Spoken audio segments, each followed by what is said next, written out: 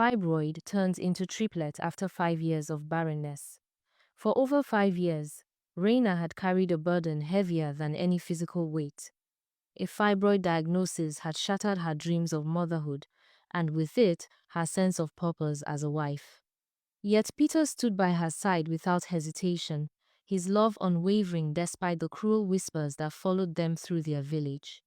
As the months turned into years, Reina's swollen abdomen became impossible to hide. Strangers on the road would congratulate her, calling out blessings for the child they believed she carried. Each time, shame prevented her from correcting them. When nearly a year and a half passed without delivery, the villagers grew suspicious. Rumors spread like wildfire, whispers of medical complications, of dark secrets, of a couple deceiving their community. But Reina and Peter refused to surrender to despair. Every night, they knelt together in prayer, their faith their only anchor in a sea of doubt and speculation. One afternoon, as Reina prepared dinner in the kitchen, a sudden cry shattered the quiet. Peter rushed in to find his wife collapsed on the floor, gripped by an unknown agony. Without hesitation, he lifted her into his arms and raced to the hospital.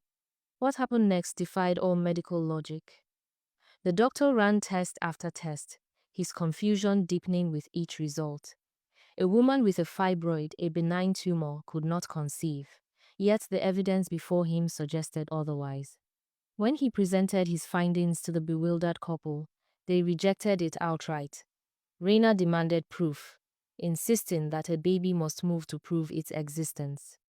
The doctor adjusted the ultrasound machine and turned the screen toward them. There, unmistakably visible, was a perfectly formed baby at 6 months of gestation. Reina and Peter collapsed into each other's arms, tears streaming down their faces. In that moment, in that hospital room, doubt transformed into absolute certainty. God had intervened. Their miracle was real. When news reached the village, reactions varied wildly. Some dismissed the story as fabrication, too extraordinary to believe. Others celebrated the couple's joy. Skeptics declared they would only believe it when they saw Reina holding her child in her own arms. But Reina and Peter no longer needed the village's validation. They had witnessed something transcendent, proof that faith, when tested, could move mountains and heal what medicine deemed impossible.